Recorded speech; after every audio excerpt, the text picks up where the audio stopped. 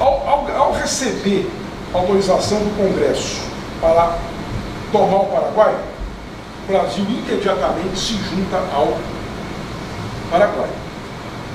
A Argentina, ela não existe como Argentina, ela é uma confederação. As províncias argentinas, elas são independentes, né? Então, tem as províncias de Entre Rios e de Corrientes, que são muito ricas e que não suportam o ditador Rosas. Essas duas províncias se juntam ao Brasil e derrubam o presidente Rosas, né? Que era presidente da Confederação, mas presidente da província de Buenos Aires. Quando o Brasil consegue isso, o Brasil tira o seu principal desafeto e a Argentina entra num processo de decadência a olhos vistos, né? Aí o Brasil começa a pressionar o Paraguai. O Brasil vai mandar uma expedição em Assunção. Falamos disso hoje, Mário. Falamos disso hoje. Essa expedição conta com 3 mil homens e mais ou menos uns de 25 a 30 navios poderosos. O Brasil tinha uma marinha muito bem equipada, muito bem armada. Se o exército não era, a marinha era. Pararam, pediram autorização para o presidente da Confederação Argentina, ele deu, e os navios do Brasil iam em direção a Assunção. A coisa foi tão grave que o presidente Carlos André Lopes retirou a população, toda a população de Assunção, porque temia o ataque. Só que aconteceu uma coisa interessante, né? Que é próprio do Brasil, né? Aquelas naves, né? Aquelas embarcações eram muito grandes, né? De muita tonelagem, e elas encalharam, todas elas encalharam no rio Paraná. O Brasil não conseguiu chegar até Assunção. O comandante foi para a embarcação, né? Se tratou de todos os assuntos, mas postergou a assinatura também de um tratado, né? Que só vai acontecer em 1856. Aí sim, o Paraguai vai abrir o rio Paraguai. Por que o Paraguai fez isso? Olha o que aconteceu. Teve um navio norte-americano que entrou em águas do rio Paraguai e subiu o rio. Os paraguaios atacaram o navio, mataram componentes da esquadra, marinheiro, e os Estados Unidos ficou enlouquecido com isso e exigiu e ameaçou invadir o Paraguai. O Paraguai ficou nessa discussão toda, ele ficou sozinho, porque tanto a Argentina como o Brasil utilizaram disso para enfraquecer o Paraguai. Os Estados Unidos só não invadiram o Paraguai porque houve essa negociação. E dessa negociação o Brasil exigiu a abertura do Rio Paraguai e o Rio Paraguai foi aberto à navegação internacional.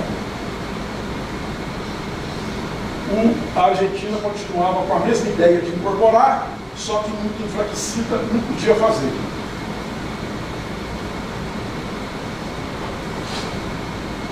Isso aqui, ó, é muito importante.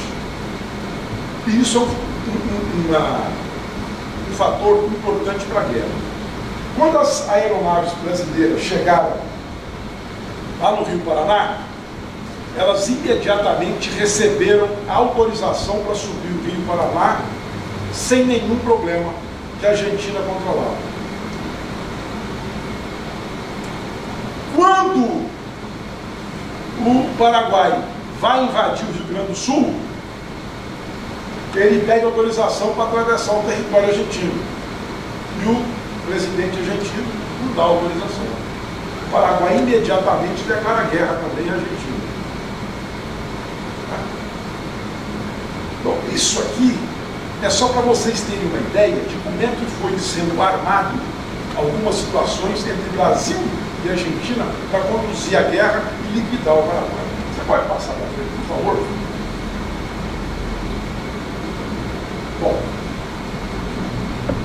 coloquei aqui uma coisa muito velha. Eu aprendi isso com a Sônia. Causas da guerra e consequências. Eu só não vou colocar as consequências. Vai ficar as causas, né? Nós já falamos disso em definição de limites, questões comercial, geopolítica. E tem aqui a questão uruguaia.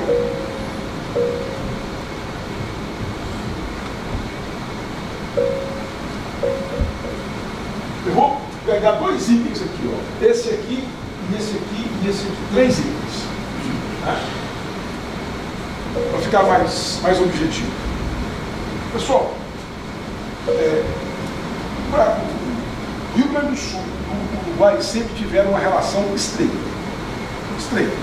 Sempre obteve cidadão brasileiro no território uruguaio. Quando nós tivemos aquelas guerras no Rio Grande do Sul, sobretudo a de 1845, muitos brasileiros deixaram o Brasil e entraram no Uruguai. E passaram a criar gado no Uruguai. O Uruguai tinha pastagens maravilhosas. Tá? Bom, esses indivíduos que estão no Uruguai, eles entram e saem do Uruguai sem pagar absolutamente nada. Eles entram com o escravo, quando o Uruguai já não é mais um país, uma república escravista, e põe os escravos para trabalhar na terra uruguaia. Só que tem uma coisa importante: o que o Rio Grande do Sul produzia, o Uruguai também produzia.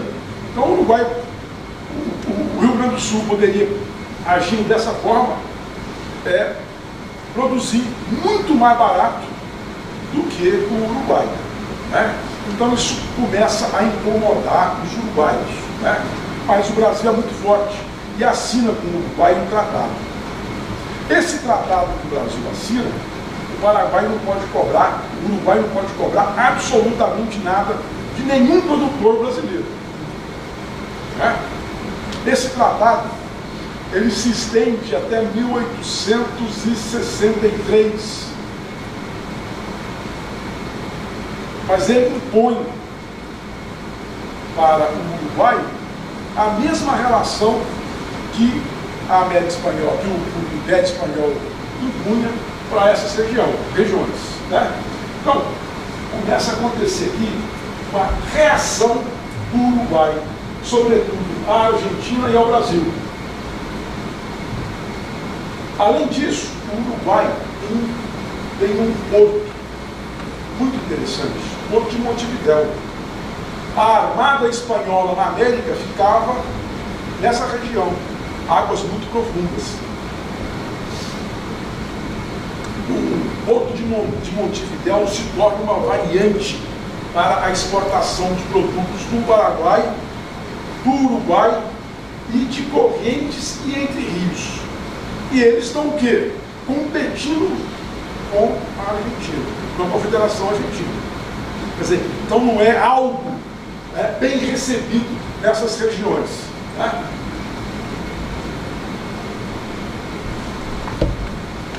A República do Uruguai, ela tem uma questão importante. É uma divisão interna, colorado e blanco. Os blancos são aqueles mais progressistas que querem enquadrar a Argentina e Brasil.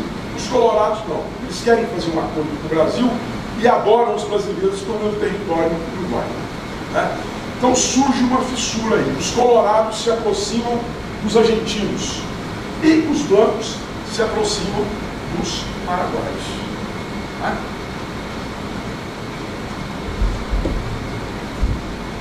O Brasil começa a perder muito no Uruguai a partir, sobretudo, de 1862, 63, quando o Brasil, o Uruguai, rasga o tratado que tinha com o Brasil e estabelece um outro. Daqui para frente, o gado que sair, paga. O gado que entrar, paga. O escravo que entrar, se entrar escravo aqui, o Estado vai pegar esse escravo e dar liberdade para ele e colocar ele aqui dentro do nosso território. Né? Ele é nosso. Como é que o Brasil vai reagir? Como é que o Brasil reage? Apoiar. Brasil fica primeiro olhando. O que vai acontecer? Acontece, o produtor brasileiro, que está dentro do Uruguai e representa mais ou menos 20% da sua população, ele começa a levantar questões sobre o Uruguai, desqualificando a relação do governo uruguai com o produtor brasileiro. Então está dizendo o seguinte: olha, nós estamos sendo espancados, os nossos produtores estão sendo mortos, alguns estão sendo decapitados e mortos, colocam a carteira de identidade dele dentro da boca, enfim. O Congresso brasileiro, tanto o Senado como a Câmara, começou a receber uma série de reclamações desses brasileiros que estão no Uruguai. E, obviamente, o Brasil tinha um problema muito grande. O Estado brasileiro sempre temeu muito o Rio Grande do Sul. Sempre. O Rio Grande do Sul teve de olhos voltados para o Uruguai, teve de olhos voltados para o Uruguai e Paraguai, no sentido de romper com o Brasil. Farrapos mostra isso claramente. Houve acertos. A Argentina, o Rosas colocou muita munição, muito canhão, enfim, equipamento militar para derrotar o Brasil. Você pode passar mais um?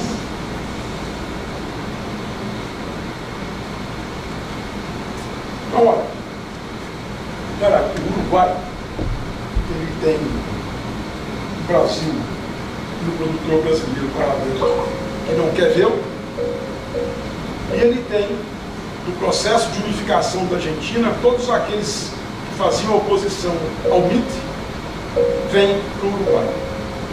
Então o Uruguai, ele vai ganhar a antipatia da Argentina e do Brasil. Venâncio Flores ele é muito conhecido. Ele foi presidente do Uruguai lá nos anos de 1850. Ele foi banido do Uruguai e foi morar na Argentina. Quando iniciou o processo de unificação da Argentina, ele esteve ao lado do presidente da Argentina, o primeiro presidente da Argentina, Mitre, Bartolomé Mitre. Juntos, eles ganharam as contendas nas quais eles entraram.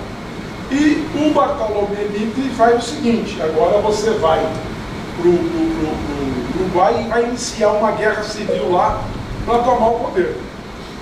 Vamos tirar os blancos do poder. E o Venâncio Flores, com tropas, com apoio, com armamento argentino, invade o Uruguai. O Brasil vê aquilo e gosta. Por quê? Todos aqueles reclamos dos produtores nacionais chegaram até o Rio de Janeiro. E o Brasil, o governo brasileiro se sentiu na obrigação que viu tirar satisfação com os uruguaios. Se vocês pegarem Duque de Caxias, esse pessoal que tinha uma formação um pouco melhor, todos eles dizem o seguinte: a maior besteira que o Brasil fez foi essa. O Brasil vai lá, pega a sua marinha, ele fala assim: eu vou negociar, mas pega a marinha, para em frente a Montevidéu e exige que os brasileiros não paguem impostos, que os brasileiros, que seja permitido aos brasileiros usar trabalho escravo dentro do Uruguai, e além disso que peça desculpas ao governo brasileiro pelo tratamento que deu aos brasileiros que estavam no Uruguai. O Uruguai não aceitou nenhuma das causas. Venâncio Flores invadiu e o Brasil também invadiu o Uruguai. O que acontecia? Isso aqui eu vou lá porque eu acho que não tem. O que acontecia nesse momento? Se eles tomarem o Uruguai, não tomando, o que vai acontecer no Paraguai? Então, Solano Lopes diz o seguinte: a invasão do Uruguai, se é que está acontecendo, porque não tinha certeza, é caos bélico, ou seja, é questão de guerra, é guerra imediata. E ele é convencido não, ele não foi convencido pelos chanceleres do Uruguai da necessidade de se juntar às tropas uruguaias para defender o Uruguai. Né? Ele entendeu a gravidade do momento. Né? Ele tentou negociar até o último dia. Até que ele fez o seguinte: eu vou me juntar ao Uruguai e vou enfrentar o Brasil. Né? Mas ele tinha que passar pelo território argentino. Isso, o argentino não dá autorização, ele é obrigado a declarar guerra para a Argentina também. E ele comete um erro grave. Qual que é o erro grave que ele comete? Ele, antes de ir no Uruguai, ele vem a Mato Grosso. Né? Então, aí começa a guerra. Né? Começa a guerra. Qual que é o fator que leva à guerra? É o Uruguai. O Uruguai é o ponto de equilíbrio da bacia latina. Né? A partir do momento que Brasil e Argentina invadem o Uruguai, naturalmente não havia outra alternativa para o Paraguai a não ser de entrar na guerra. Não do jeito que entrou. Aí vocês perguntam para mim o seguinte: o Paraguai tinha quantos mil habitantes? O Paraguai devia ter em torno de 450 mil habitantes. O Brasil tinha 9 milhões. A Argentina me parece que 2 milhões e 500. E o Uruguai, 320 mil. Como é que alguém, em sã consciência, declara guerra nessas condições? Né? Só que a guerra, ela era diferente. A princípio, Corrientes e Entre Rios iam apoiar o Paraguai. A Bolívia iria mandar 12 mil homens para a guerra. E o Uruguai, seguramente, iria se aliar ao Paraguai. Isso tudo deu errado. Né? Primeiro, um chanceler brasileiro vai à Bolívia e compra o presidente boliviano. O outro chanceler brasileiro vai em Corrientes e Entre Rios e também compra os dois presidentes das duas províncias. Resultado, o Paraguai ficou sozinho e cometeu um erro grave ao invadir o Uruguai. Ao não invadir o Uruguai inicialmente. O que o Solano Lopes fez?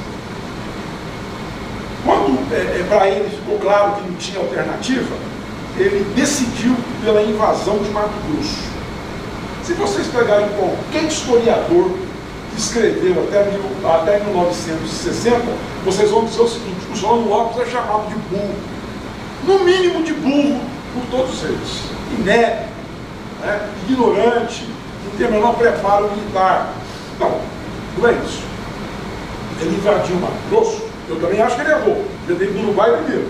Mas ele invadiu Mato Grosso porque ele temia que o Brasil organizasse um exército e entrasse pelo norte e criasse duas frentes de guerra. Então, com essa invasão de Mato Grosso, ele impediu que isso acontecesse. Tá certo? O Brasil não fez absolutamente nada depois disso. Vamos lá e vamos tomar. Essa era a ideia.